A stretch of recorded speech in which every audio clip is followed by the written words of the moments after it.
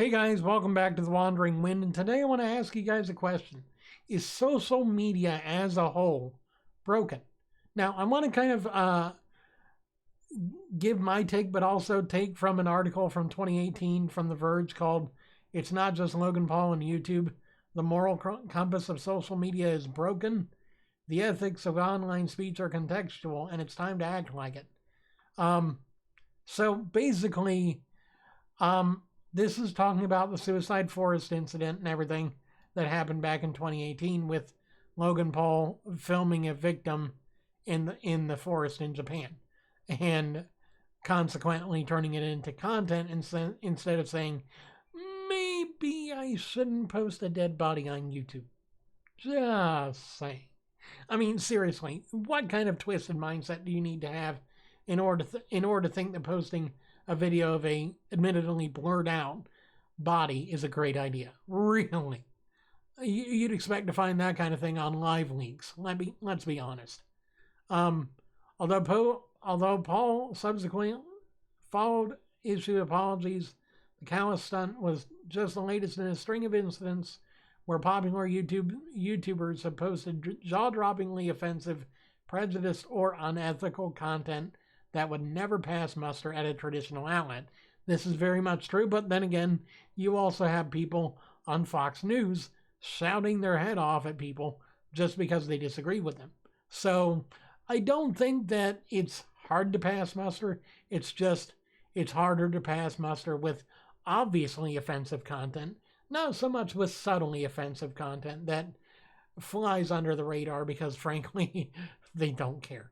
A lot of people don't care, no matter what platform it is. If they can get away with it, they most often will try. They most often will try because that's the way that humanity works. This behavior is enabled by YouTube's design as an effectively accountability-free platform, and there are rules and community guidelines, but they're enforced haphazardly, often with a little context or transparency, and can be easy to circumvent. I've seen people that have uploaded entire copyrighted movies for free and are still being watched to this day because they used clever techniques to get around the bots that usually combat this kind of thing. It's a problem that I feel the film industry is really having a hard time trying to fight, and media companies as a whole. It's also a problem that extends beyond YouTube as a platform to streaming and social media at large, where large platforms tiptoe around the sensibilities of loud, angry users at the expense of anyone they can sacrifice on their pyre of rage. It creates a situation where women, people of color, queer and disabled people all lack equal access to the service, laboring under the added burden of an angry mob scrutinizing their every move, even when they're not famous by any metric. And this is very much true. If you're a person in a minority culture, in a minority group, and you're posting on a social media, there are going to be thousands of people, even if you're not relevant, that are going to hate you just because you exist. Because this is the internet and nobody has accountability because everyone can be anonymous. This is the problem with the internet. This is the problem with the way that the internet was created because, frankly, the internet's lawlessness came about as a feature, not a bug. This is a quote from the article itself. The internet's lawlessness came about as a feature, not a bug, premised on a libertarian ideal of self-direction unfettered by systems. Everything would be permitted, the thinking went, and cyber society would simply balance itself out automatically without the need for oppressive governments or organizational rules. It hasn't worked out that way, to put it lightly. The scope has also changed dramatically since the early days of the internet. The voices the internet amplifies are no longer niche or cordoned off from the real world. Social media celebrities can reach tens or hundreds of millions and sometimes have more impact on their viewers than television or film stars. They're not just influential. For many people, particularly younger users, they are the media. And they can do pretty much whatever they want. And this is the problem. When you are the media, when you are the penultimate of whatever sphere of influence you cast.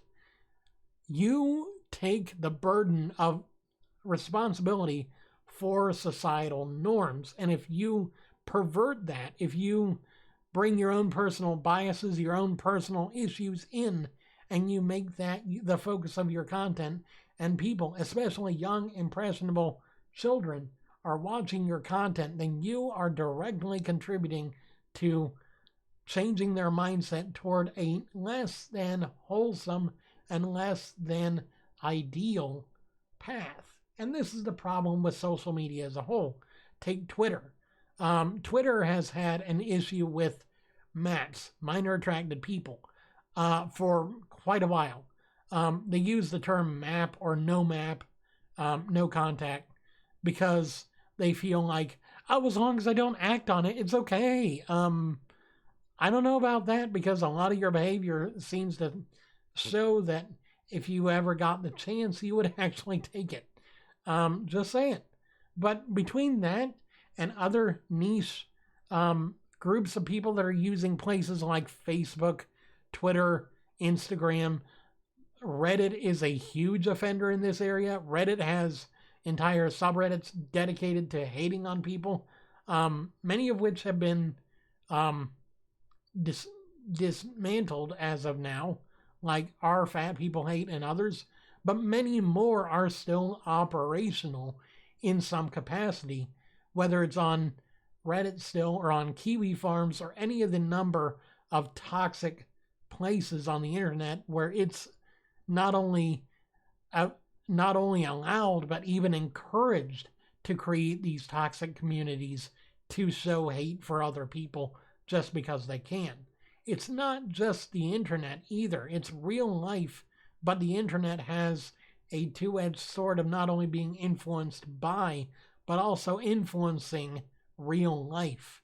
It's the principle that allows companies to tie their own hands when dealing with edgelords who think that things like Nazism and fascism are fashionable or cool, and only offering empty platitudes about free speech in the wake of these incidents, because they feel like if they say any more, then they will be the ones getting lambasted by the popular opinion, because they feel like they're powerless in the face of popular opinion. And this is probably true of all things. Granted, one great boon of the internet, particularly for marginalized voices, is how it allows people to share content and ideas that might never make it past old school gatekeepers and censors, like the classic media like TV and radio. At times it can be refreshing and enlightening to see media and perspectives that don't labor under stultifying FCC obscenity codes, to hear voices we might not have heard otherwise. But as we've seen over and over again for many years, this is increasingly sharp, double-edged swords of free speech versus quality content. And the vile content that is amplified through digital megaphones is a reminder of why ethics and standards are valuable, especially for the platforms that project the loudest voices in our culture. The solution, however, is not merely to clutch our pearls and demand that social media think of the children, but rather to implement clear contextual codes of conduct with transparent enforcement that is tailored to the distinctions of every case, including human oversight at every stage.